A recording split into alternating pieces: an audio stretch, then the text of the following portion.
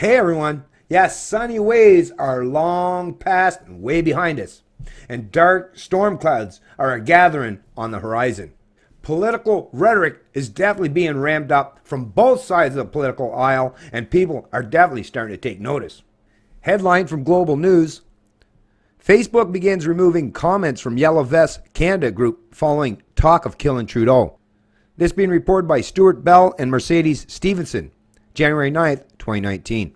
Facebook began removing content from the Yellow Vest Canada Facebook group on Wednesday after Global News reported the page contained numerous comments about killing Prime Minister Justin Trudeau.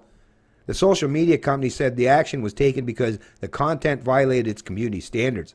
Facebook said it was continuing to review the group, which has more than 100,000 members.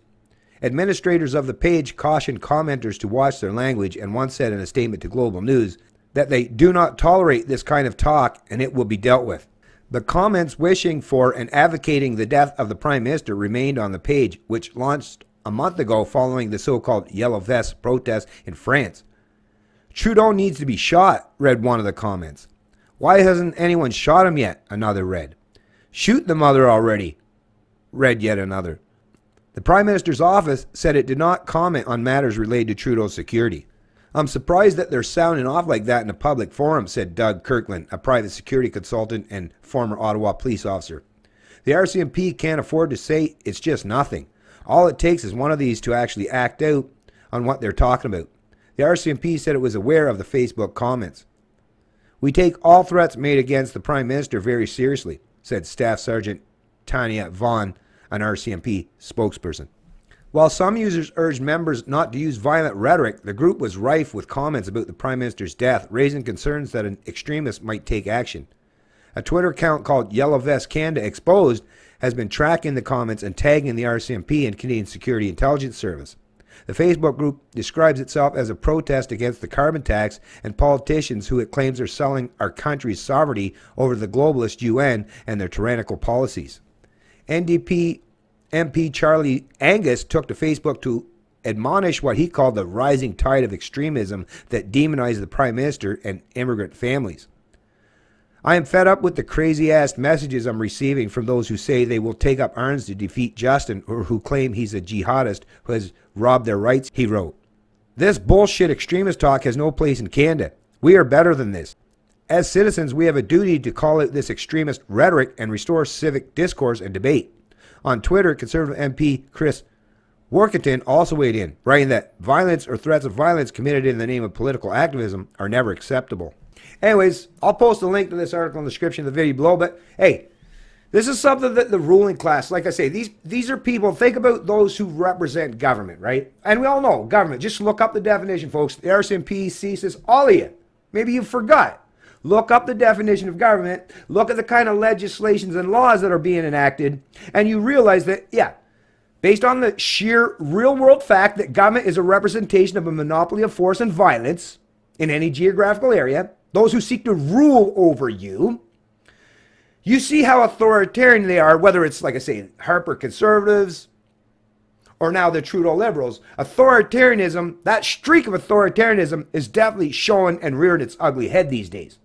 So the political or ruling class want to impose themselves by the use of gun through the threat of force or violence or compulsion, and then they get up in arms when someone says, hey, I don't like the fact that you're trying to rule over me, dominate me, control every aspect of my social and economic life.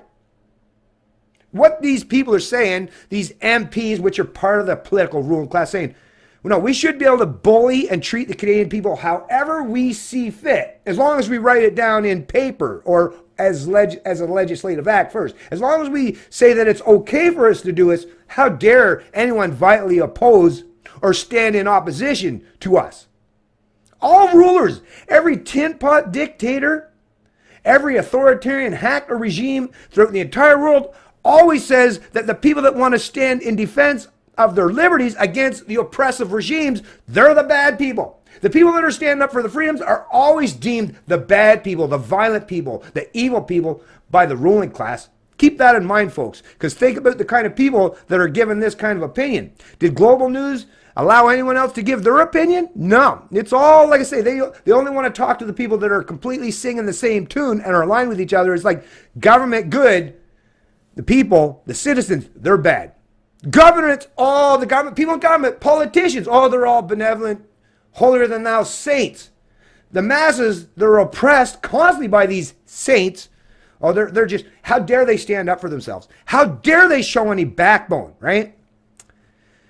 Yeah. Think about the kind of mindset of these people. What's that old expression?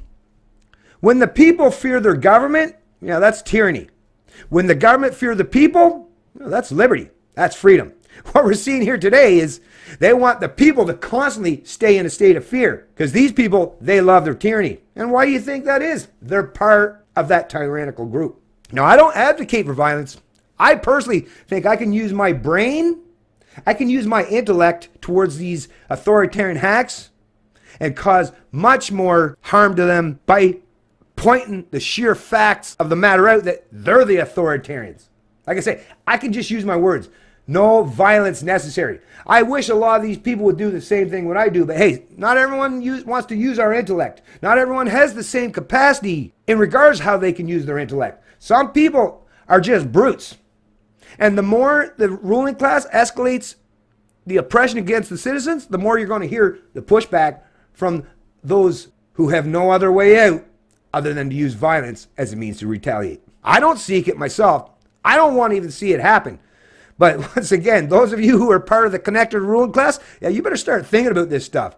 Because once things start getting truly out of hand, you're not going to shove that genie back in the bottle. You might want to start thinking about that. It's Canadian Libertarian, and I love liberty.